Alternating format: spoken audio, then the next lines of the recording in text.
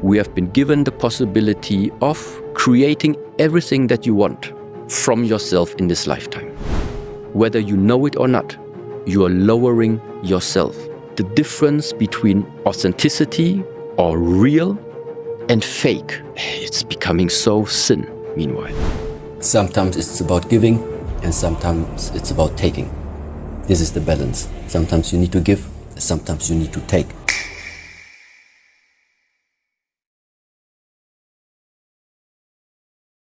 Whether you know it or not, you are lowering yourself. And the only thing, and this is the essential point, what you and me, what we have in common, it's not our titles, it's not what we have achieved in this world, but all of this being stripped away. There's something that you have and that I have. There is no difference in hierarchy at all in it. It is the same pure mind everywhere. But this purity of mind, if you then put titles, put names, put achievements, whatever you put on top of this, this pureness disappears and is then being replaced by what we call a self-made ego, a self-made role, a persona. You start to believe you are this persona. And this is where the suffering starts. This is where it starts that you look down upon people where you're not supposed to look down, or where you see yourself higher because you are entitling yourself as master and therefore there are students. And this I realized, this is not the intent I want to place out there in the world. Therefore, very, very importantly, what all of this that I'm talking about and that I'm trying to share with the world is simply like this. We have been given the possibility of creating everything that you want from yourself in this lifetime. If you have some dreams, if you put your work in there, if you have some discipline, if you work on yourself, there's a lot you can achieve. But whatever it is that you achieve, it is a role, it is a persona. It is something that you, in a way, build up, that something starts to rise. You're building something up that you are not. You're building something up that you are not. And what is the problem in this world? What is it that we also see in nowadays society? That the difference between authenticity or real and fake, it's becoming so thin meanwhile. It's really difficult to make the difference. Is this now real? Is it fake? Is it AI? Is it generated? Can I trust it? It's becoming really, really difficult. So, but now what about when it comes to you? As what are you walking through this lifetime? Are you walking as the purity of what you are? Or are you still considering yourself you are walking as the role you wished to be in this lifetime? So, and this is very simple. If you continue to live this life following the idea of becoming something or someone that you're not, you can only lose. Because it's never going to happen. To try and make something out of you that you're not. You're running away of what you are from the first moment of that you realize you're here. Yes. All other things is just rising and it disappears. There is no substance to it. So, suggestion, I wouldn't place all my happiness and satisfaction and life quality on the role that you are creating.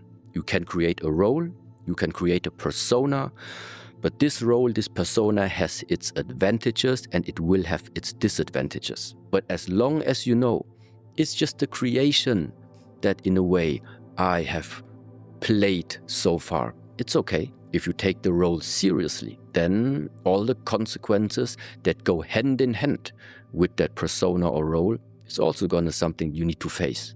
I have, for example, no outcome at all about this podcast.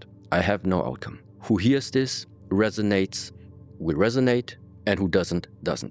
It's not my doing. The only thing I can be responsible for, while I'm sitting here with you is that I pay attention, that I'm not sharing any bullshit into the world where I know is not gonna help people. Yeah, it's literally like a little bit exaggerated. I cannot tell people how are you supposed to live your life. I can't. I'm not in your shoes. I don't know your life circumstances. The only thing, and this makes it easy in a way for me, I'm always talking to myself. So literally this this conversation now, it's literally like I'm talking to myself. I'm talking to myself, giving myself self-therapy, figuring out, okay. And then just revealing what is it that right now comes up? What do I really think about it without making something up? Nothing like this. And how does it help me? Why at all did I have this inner longing to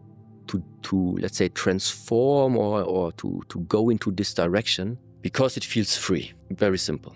Because it feels free. I have no expectation to fulfill. People can judge, it doesn't matter. I do feel like it depends very much upon if you're exerting violence, meaning you're able to use your body as a weapon. Meaning you can learn how to punch, you can learn how to kick, you can learn how to use your body in the most efficient way. You can condition yourself in such a way that the bone structure and the bones itself become very, very dense. So literally forging your body as a weapon. That, let's say, is one area. Now the thing is, you can forge your body to become a weapon, but who and what is it ultimately that puts this body then into action? It's coming back, and it is your ability to deal with the mind. So if somebody has built up his body as a weapon, but does not carry the capacity and the ability to discipline and regulate your mind, meaning something makes you angry and you follow that angriness, is dangerous. To have a foundation throughout your practice of training and developing and making the body skillful, like a philosophy, like a backbone where everything else is based upon. This is what I think, yes, this can give you peace. Why? Because on the one side, what happens when you build up your own body is you actually see the weakness of the body. You see how fragile actually our human form, our human body is. And there are only two things that can arise from this. Either you see this being fragile as a weakness, or you actually then develop simply compassion for all the beings, knowing how easy it is to break a human body, especially if you are somebody who has trained it. Then you just know, somebody who made his body strong, how come he is so strong? Because he knew how to fix his weaknesses. And so when then I look at somebody else, I can see where is the weak spots, and it depends very much upon the mind. What are you doing with this? And an untamed mind, it becomes dangerous. Otherwise, you can definitely use it to be more peaceful. This is that nice sentence. I think, I'm not sure who quoted this, but it's better to be a warrior in a garden than a gardener in war. Sometimes it's about giving, and sometimes it's about taking. This is the balance. Sometimes you need to give, sometimes you need to take. And so that means the training is also in a way built up exactly like this. You have, of course, training methods in order for you to practice your body mechanics, your mind, in order to express, to give. But at the same time, you also need, for it that it is like a complete system, you also need all of these methods where you are learning to take. It's not about you now giving something, it's about you getting the impact. That is like typical what we regard as its so-called hardening training. So hardening training, which means all the areas that are vulnerable on your body, there are ways to develop it that at least they are not so easily not as weak anymore. Of course, it all has a certain limit, but the limits can be quite high. I think as a martial artist, especially all of the areas of your limbs that normally have the first contact with your counterpart, which means it's the forearm below, the forearm on top. It's, in our case, it's the wrist, it's the forearms, it's the elbows, sometimes it's for the shoulder. Then it's the knees, of course, it's the shin bones, and it is the chest. But this is not to give, it is for you to take, because sometimes people punch still on the chest, so okay. So now it really comes into a whole, and this is the nice part, why still after 35 years I'm still like diving even into this area, and why this Shaolin arts for me is just giving me so many answers. Because, for example, the way how this way of hardening was taught to me follows a very specific structure.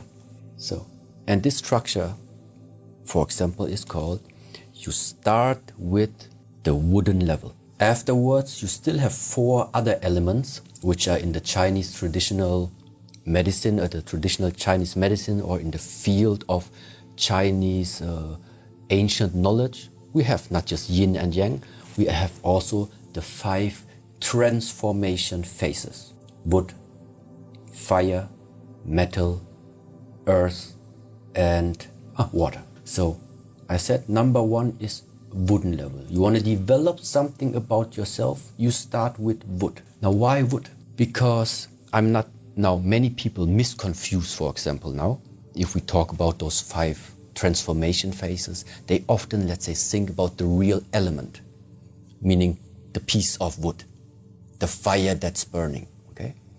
But if you go another step beyond it, we talk about the qualities of these elements. And what do you have in wood, for example?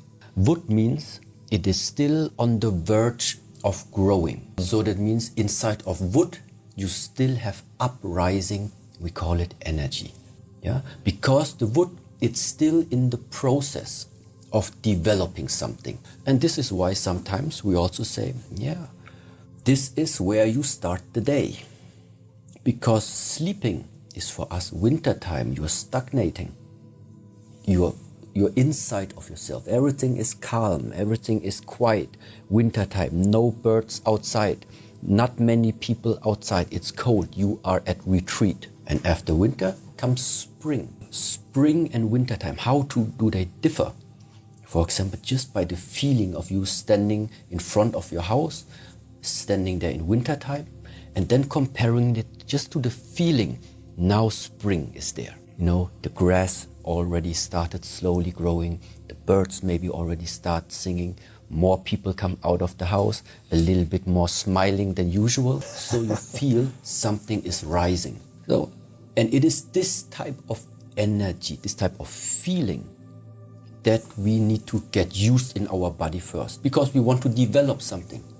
I want something inside of me to develop, because you just touch. It's not just that it looks like this, but you can feel underneath it that the structure has changed of all of it. Yes. Right. So that means you want to develop something, and this is why you need proper methods. Repetition is key, knowing the right methods, and at the same time also important, even if it's not well known, it's important to have not just the methods and internal knowledge about these things, but at the same time, I can also only say you need medicine. One that helps you recover quicker than other things. Because if you are starting to do something like this, to grow something about yourself beyond normal abilities, that means you also need a regeneration which is beyond natural. And therefore you need some supportive medicine. Very often it is herbs. It is a mixture of herbs. Internal medicine is mostly taken just with a glass of warm water, internal medicine, and external medicine is one that you are treating all the injuries that you have after your training. And this type of training also is not just a one-time practice, it is something you do on a regular basis. Back to the question, what do I prepare when we go into a confrontation? On that day, I prepare nothing anymore. I hope that I have prepared in the previous years just good enough to just face you however you are.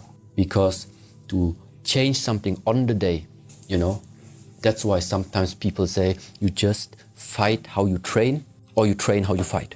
That's the thing. It's not just like you reinvent yourself on the day where you have a competition. No, on the day of the competition, what you can do is just put and express what you have. If you didn't have it on that day, it's not going to come because you do something about it on that day.